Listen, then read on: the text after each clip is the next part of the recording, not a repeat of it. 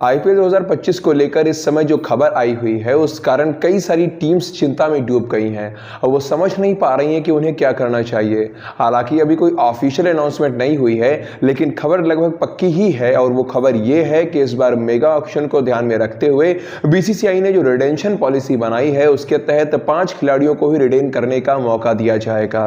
कोई RTM card नहीं चलेगा, बस इस बार आपको 5 खिलाड़ियों को रिटेन करना है और उसमें से भी मात्र 3 खिलाड़ी भारतीय हो सकते हैं और 2 विदेशी। अब ये नियम कई सारी टीम्स के लिए बहुत मुश्किल भरा है। उनमें से एक टीम है राजस्थान की टीम। 2024 के आईपीएल में राजस्थान रॉयल्स प्लेऑफ तक पहुंची थी। मतलब कि राजस्थान रॉयल्स में कई सारे अच्छे खिलाड़ी हैं जिन्हें वो किसी भी कीमत पर खोना नहीं चाहती है, पर नियम तो मानना ही पड़ेगा। नियम से ऊपर उठकर कोई नहीं जा सकता है। राजस्थान में विशेष रूप से 4-5 खिलाड़ी तो ऐसे हैं जिनके बिना तो टीम अधूरी हो जाएगी, जिन्हें तो टीम में होना ही चाहिए। इनमें जो सबसे पहला नाम है वो है कप्तान संजू सैमसन का। संजू सैमसन एक विकेट कीपर बल्लेबाज हैं और आईपीएल में अपनी टीम के लिए अच्छी बल्लेबाजी करते हैं।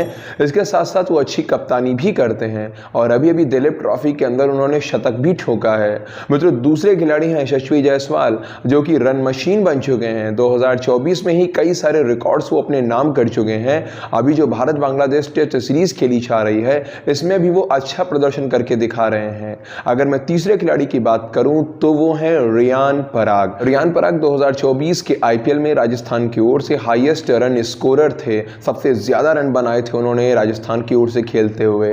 विराट कोहली और ऋतुराज गायकवाड़ के बाद रन बनाने के मामले में पूरे आईपीएल के अंदर वो तीसरे नंबर पर थे। अगर अभी के समय में देखें तो रियान अपने बल्ले से तो कोई कमाल नहीं कर पाए हैं। दिलीप ट्रॉफी के अंदर भी वो ज्यादा कुछ कर नहीं पाए, लेकिन गेंदबाजी से उन्होंने अच्छा काम करके दिखाया है। श्रीलंका दौरे पर काफी नाम कमाया है उन्होंने अपनी गेंदबाजी से। तो राजस्थान वाले अब की 2025 के आईपीएल में रियान पराग की गेंदबाजी को भी जरूर जांचेंगे, उनसे गेंदबाजी जरूर करवाएंगे। लेकिन ये गेंदबाजी करवाने का मौका तभी आएगा जब वो रियान पराग को रिटेन कर पाएंगे। मित्रों, अगर मैं चौथे नाम की बात करूं तो वो है रविचंद्रन अश्विन। इस समय तो पूरे देश में ही अश्विन छाए हुए हैं।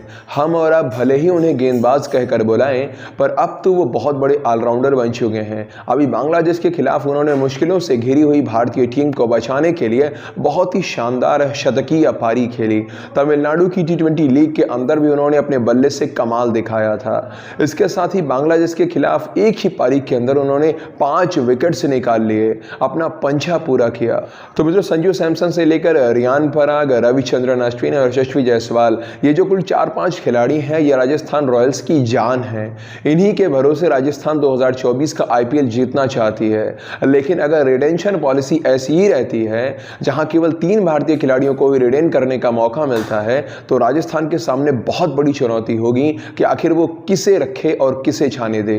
क्या ये लोग संजू को छोड़ने का रिस्क उठा सकते हैं? मुझे तो ऐसा नहीं लगता है। संजू को ये लोग नहीं छोड़ेंगे। संजू इनके कैप्टन हैं और आगे भी रहेंगे।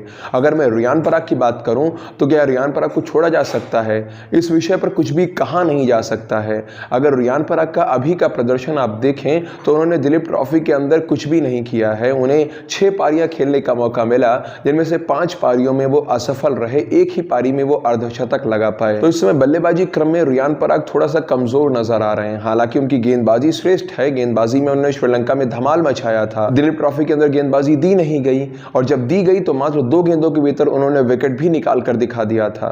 तो गेंदबाजी का फैक्टर उनका तगड़ा है। तो वहीं अगर बल्लेबाजी को देखा जाए तो रियान पराग उसमें अच्छा नहीं कर पा रहे हैं। तो हो सकता है कि राजस्थान वाले रियान को छोड़ दें, उन्हें छाने दें, बाकी 3 को रिटेन कर लें। लेकिन एक टूर्नामेंट में किसी खिलाड़ी का ना चल पाना उसे खराब नहीं बना देता है। रियान इस बार दिलीप ट्रॉफी में नहीं चल पाए तो अगली बार कहीं और चल के दिखा देंगे। अब तो रियान की गेंदबाजी स्पष्ट रूप से सामने भी आ चुकी है। ऐसे में रियान को भी छोड़ने का रिस्क राजस्थान वाले लेना नहीं चाहेंगे। अगर मैं यशस्वी की बात करूं तो उन्हें तो भूल से भी टीम से बाहर नहीं किया जा सकता है। वो तो ऐसे खिलाड़ी हैं जो अकेले दम पर टीम को जिताने की क्षमता रखते हैं। उनके आंकड़े बहुत ही जबरदस्त हैं। वहीं अगर मैं अश्विन की बात करूं तो वो भी बहुत ही अच्छे खिलाड़ी बनकर सामने आए हैं। राजस्थान उन्हें भी छोड़ने का रिस्क नहीं ले सकती है। अगर उन्हें छोड़ दिया तो फिर उनके पास बचेगा क्या?